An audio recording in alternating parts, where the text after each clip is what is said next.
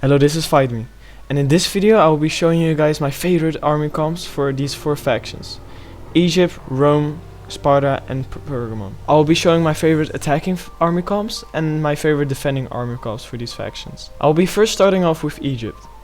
So for Egypt, you definitely want some Royal 4X swordsman. I know people like the Galatian Royal Guard, but I prefer the Royal 4X swordmen. They're known as the mid-tier killers. And yeah, for attack you need some of your baseline infantry. I pick one Sobeck cultist because this Sobeck cultist has encourage and it has scare, so that's really useful. I also bring 2 Cretans instead of 3 and 2 Nubians, so you have a little bit combined archer power.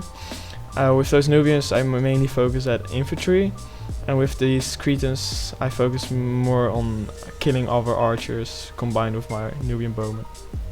So furthermore, I want to add some levy for spears to shoot any high tier units down, and I want to add 2 Egyptian infantry to push up tortoises, soak up damage, Pila, and throw also Pila, because these Egyptians have Pila too. So this is my favorite army to bring on attack for Egypt.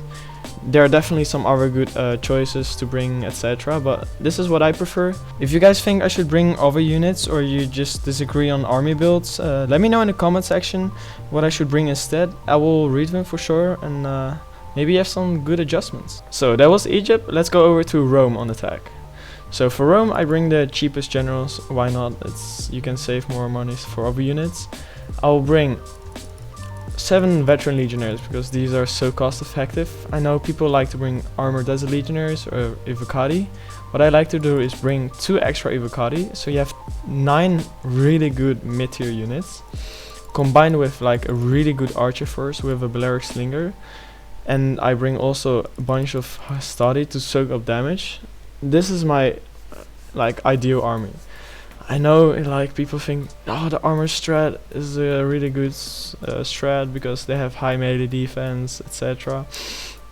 But this is what I prefer. You have, you know, your hastati with 60 armor to soak up damage with, and then you can go with your veterans and evocati at the end or early on maybe to just demolish everything you see. So that was Rome. Let's go over to Sparta. So Sparta on attack. You definitely need some of those Royal Spartans. They're one of your only killing power in your army. I bring some Cretans because those are also one of your only killing powers in your army. I bring a Rhodian Slinger to shoot down streets with alleyways, you know, get some extra kills, help your archer engagements, etc. And I fill it up with 2 Spartan hoplites. Why? Because like they're not amazing, but they're decent, and they, you know, you can do work with in the beginning. You don't want to send immediately Royal Spartans. You want to help your teammates with micro and doing some stuff in the beginning. So yeah, I like these Spartan hoplites to do the dirty stuff with. And then I filled it up with 1 Piroka spear for a little bit Pila, you know, why not? And it's not that bad. It can go in square, it's disciplined, and you know, it will hold. So I know for Sparta people like to bring the Heroes of Sparta. The thing is, like, you get half of the unit size than that a Royal Spartan would get, and it's just, I would say it's not worth it. You want to have more men to hold, do damage with, etc. So I would always go Royal Spartans over Heroes of Sparta, even though Heroes of Sparta look like so cool. But anyway, that was Sparta. Let's go over to Pergamon. So for Pergamon I picked the 7 Agema spears, of course, because these are your unique, pretty good units for Pergamon. I fill it up with 3 Pergamon archers, not 4. I like to bring 1 extra big peltas just to annoy people with even more Pila. And then bring some extra Galatian swords just for your killing power, and then fill it up with some Furious spears. There you go. An enemy army needs to deal with so much Pila in this army and missiles and whatnot.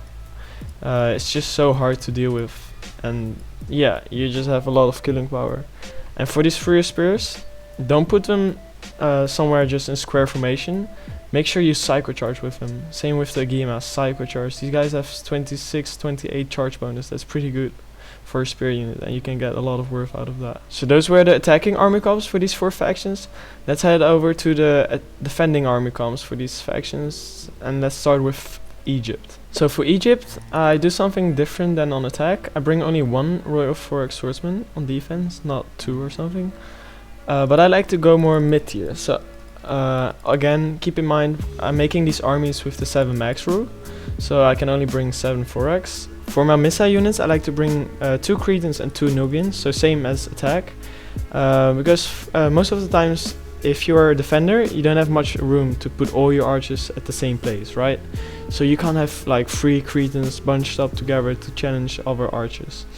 So it depends for every map, of course, but most of the times I bring this for your missile force. I don't bring a Sobek Cultist. What I do is I bring 4 Levy Furious Spears. Instead of the Sobek Cultist, I bring a cavalry unit to be annoying in the back lines. And I bring 2 Egyptian infantry for some extra pila and to hold some positions when you try to fall back or not. And with that further, you can manage to upgrade your Egyptian infantry too. So yeah, that was my Egyptian army. So it's more less elite, but more pila focused and missile focused, because I'm making these armies, you know, for facing barbarian armies, you know, facing better factions. So yeah, I think this army gives you the option to not per se beat, but do a lot of damage against a faction like Boya or Titus. I think it could potentially definitely beat Arverni. But yeah, you have the option with your cavalry to kill their archers. You have the option to do a lot of pila against their elites or sword followers, you know, with your Furious Spears. And, you know, you have archers which can destroy their archers, and you can do damage with your Nubians and your Cretans against their infantry. You save up some money with that 1 less extra Cretan, but instead of that you can get more infantry, which will help you out. And yeah, I think this is a overall pretty decent army for Egypt. A lot of people like to bring the Galatian swords. Not a huge fan of them. I find them way too pricey, even though they're good units. Like, knowing that the Galatian swords, like for Pergamon, cost only 380. Like, the stats are the same. I would say the Pergamon Galatian sword is a little bit better than the Egyptian Galatian sword, and it costs like 100 more or 90 more. I would not have the money for that. So yeah, that was my Egyptian army. Let's go over to Rome. So for Rome, you would think, okay, I will go again with the 7 veterans, right? But no, I won't do that. I will show you why I don't do that. Because, you know, you get your 3 archers. Of course, get the slinger, especially on defense. It can be really good. Fill it up with your Stadi, and you're left with 2 Eddy. It's not worth to bring a spear. So what I do is I delete the veterans and convert them into Evocati cohort. And this way, you end up with 0 funds. Like, can't be better. Evocati have more armor, more melee attack, and it's a better unit for sure. And yeah, this way you have 7 Evocati codes, which are really good, and you have some Hastati. Like, I could have changed those Evocatis, you know, had those veterans, and then delete some Hastati for an extra Evocati cohort.